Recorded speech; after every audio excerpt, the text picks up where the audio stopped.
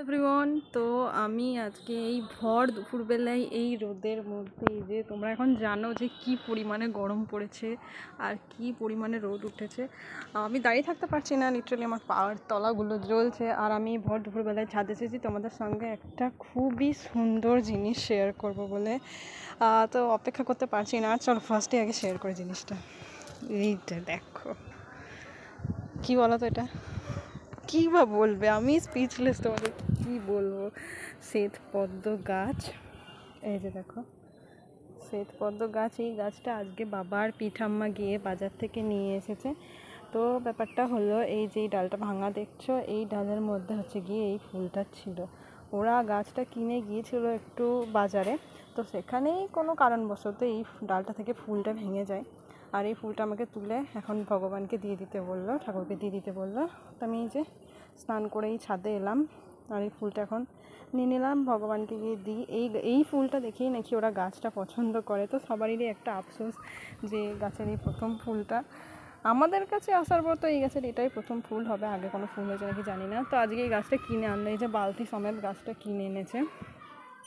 ওদিকে আরও দুটো কুড়ি রয়েছে, আর এই পাতাগুলো দেখো কত বড় বড়, বেশ সুন্দর। কিন্তু এই গাছটা লাগাবো হচ্ছে গিয়ে ওই যে ওই গামলাটায় আমাদের আগেও একটা পদ্ম ফুল ছিল, তোমরা দেখেছো, ওই গামলাটায় লাগাবো। সেই পদ্ম গাছটা মারা গিয়েছে, আসলে মেনটেন করতে পারিনি আমি ঠিক মতো। অনেক দিন ধরে গাছটাকে ঠিক করব ভাবছিলাম, তবে সেটা আর করা হয়নি, ওই কারণবশত ওই গাছটা মারা গিয়েছে। দেন এখানে আজকে যে সাদা পদ্ম গাছ বা শ্বেতপদ্ম গাছ নিয়ে আসা হয়েছে, তো তোমাদের সঙ্গে ভিডিওটা শেয়ার করলাম। যখন আনলো তখনই আমি শেয়ার করতাম, তবে আমার আর তাড়াহুড়োর মাথায় গাছটা দেখে এত দেখতে ব্যস্ত ছিলাম যে তখন আর ভিডিওটা অন করতে পারিনি। চান করে একবারে ছাদে যাই, তখন ভিডিওটা করব। তো এই যে ফুলটা এখন আমাকে ঠাকুরের পায়ে দিয়ে দিতে হবে। চলো ফুলটা ফুটিয়ে নিই।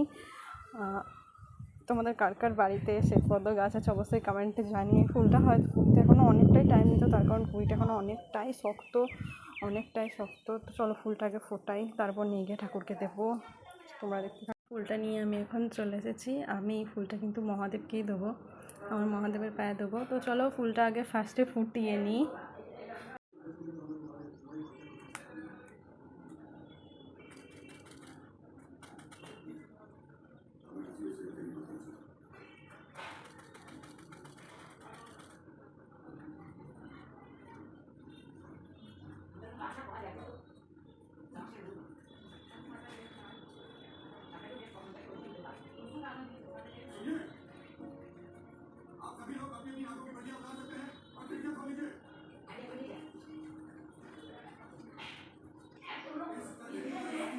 এই যে দেখো এত সুন্দর করে আমি এখানে ফুলটা ফুটিয়ে নিয়েছি, কি দারুণ লাগছে এই ফুলটা দেখতে। আর এই ফুলটার মধ্যে কিন্তু একটা দারুণ সেন্ট আসছে, হালকা একটা গন্ধ আসছে, দারুণ লাগছে ফুলটা দেখতে। কিন্তু সামনে তো ভালো লাগছেই, তবে ফোনে সবসময় একটু অন্যরকম দেখায়, তবে দারুণ লাগছে ফুলটা।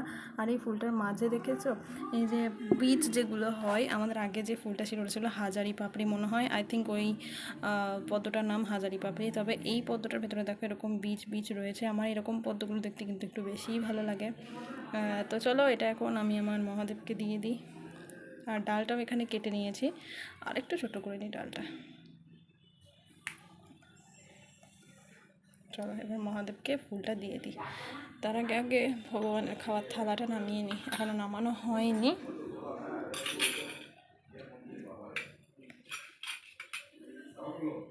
এই কদিন আমি পুজো করিনি, যার কারণে ঠাকুরঘরটা একটু উল্টোপাল্টা হয়ে আছে। পিঠাম্মা পুজো করেছিল, মাও করেছিল। তো চলো ফুলটা এখন মহাদেবকে দিয়ে দিই।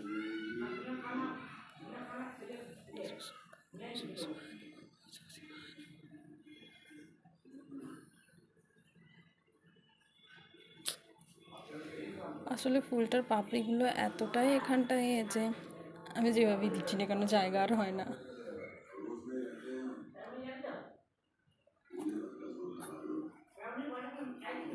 এখন ফুলটা দিয়ে দিয়েছি, আর মহাদেবের কেমন লাগছে অবশ্যই কমেন্টে জানিও। তো চলো আজকের মতো বাই।